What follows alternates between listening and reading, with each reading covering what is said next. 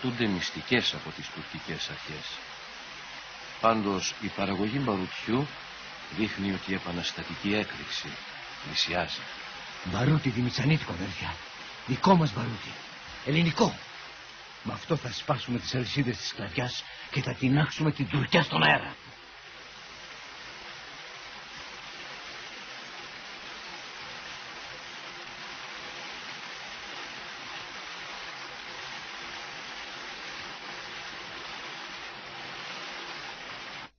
Δεκάτη Φεβρουαρίου 1821. Μοριάς. Τώρα γνωρίζουμε ότι γενικά στη χώρα έχουν επικρατήσει δύο ισχυρά ρεύματα σχετικά με την επικείμενη επανάσταση των Ελλήνων. Το πρώτο ρεύμα, το συντηρητικό, είναι των προεστών και των δεσποτάδων. Το δεύτερο ρεύμα, το επαναστατικό, με ακράτητο και ορμητικό απόστολο τον Παπαφλέσσα, ζητά να γίνει η επανάσταση χωρίς καμιά αναβολή την 25η Μαρτίου. Η αγωνία και οι αμφιβολίες έχουν κυριεύσει τους πάντες.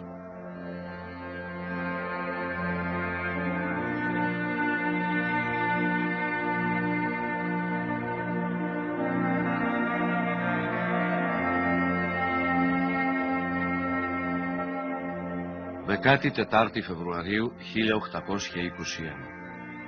Ο Καϊμακάμις της Πελοποννήσου, έχοντας βάσιμες πληροφορίες ότι επίκειται έκρηξη της Επανάστασης, προσκάλεσε στην Τρίπολη όλους τους αρχιερείς και τους προεστούς του Μοριά. Πρώτος προσήλθε ο Αναστάσιος Μαυρομιχάλης, γιος του Πετρόμπρη, για να καθησυχάσει τις Οθωμανικές αρχές.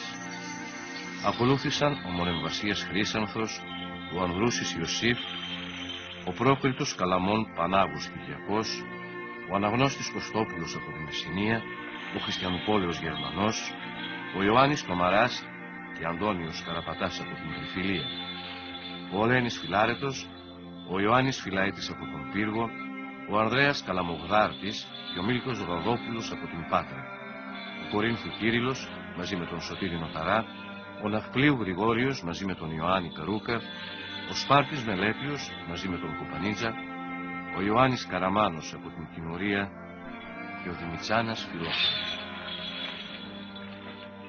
Φαινομενική ηρεμία επικρατεί στο Μοριά. 16 Φεβρουαρίου 1821. Κνήσο Βορωσίας. Οι τέσσερις αδερφοί Υψηλάντιδες, Αλέξανδρος, Δημήτριος, Νικόλαος και Γεώργιος, συνέταξαν προκήρυξη προς τους λαούς της Μολδαβλαχίας, καλώντας τους στην εξέγερση. Επιπλέον διακήρυξαν ότι και οι τέσσερις αδερφοί διαθέτουν την περιουσία τους και τους μισθούς τους για τον αγώνα. Όλη η οικογένεια, με την ευχή της μητέρας τους Ελισάβετ, προσφέρει τα πάντα για τον ιερό σκοπό.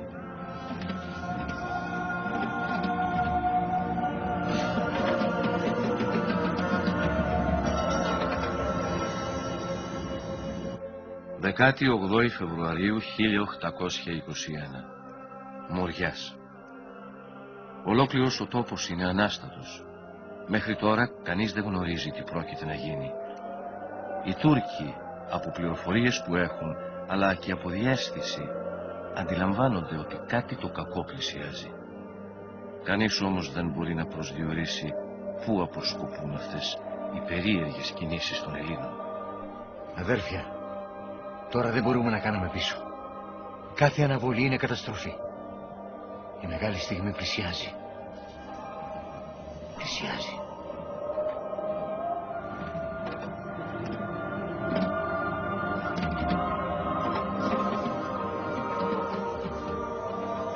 Γενικά, οι Οθωμανικές αρχές πιστεύουν ότι οι ραγιάδες θα καθίσουν ήσυχα και τελικά δεν θα κάνουν καμιά ανοησία.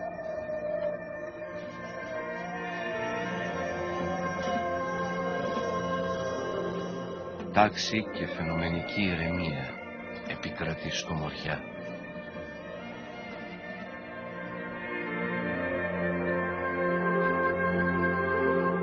«22 Φεβρουαρίου 1821.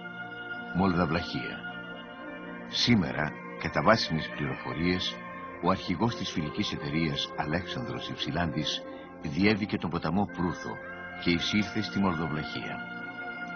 Ο ενθουσιασμός του ήταν μεγάλος.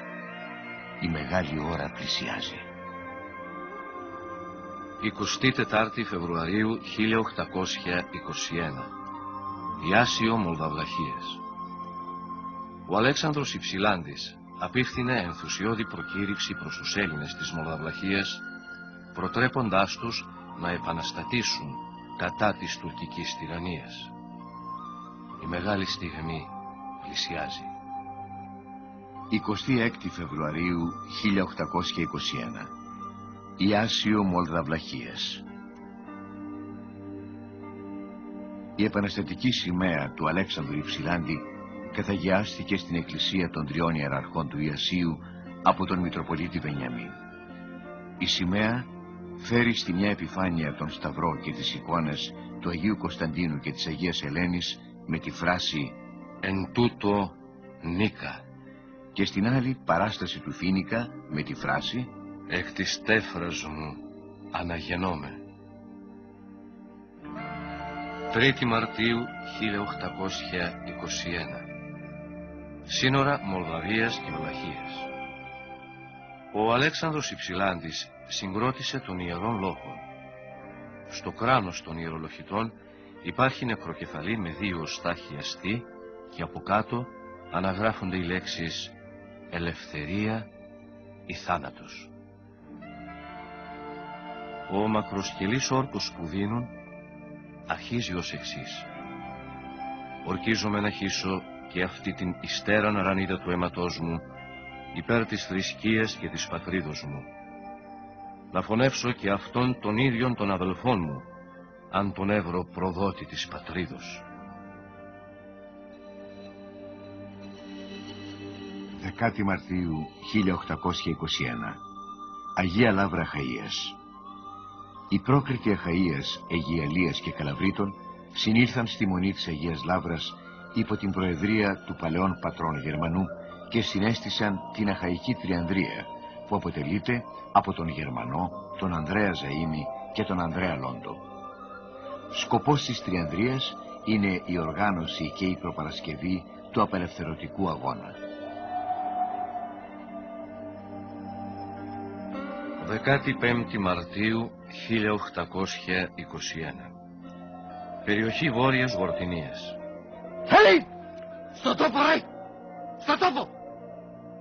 Σήμερα, στη θέση Χειρονοσπηλιά, οι κλέφτες Χονδρογιάννης και Πετριώτης, μαζί με μερικούς συντρόφους τους, χτύπησαν τον σπαΐφορο εισπράκτορα Σεϊδή Λαλιώτη, που μετέφερε γρόσια του δημοσίου στην Τρίπολη. Σκοπός της ενέδρας ήταν να αρπάξουν τα χρήματα και να τα διαθέσουν για την επανάσταση του γένους. Στην πράξη τους αυτή ήταν σύμφωνοι και οι προύχοντες Ασημάκης Ζαΐμης και Ασημάκης Φωτήλας, με τις ευχές των οποίων ενήργησαν οι κλέφτες. Κατά την εφαρμογή του σχεδίου όμως, πυροβόλησαν τον Σεϊδή, αλλά εκείνος κατόρθωσε να διεφύγει.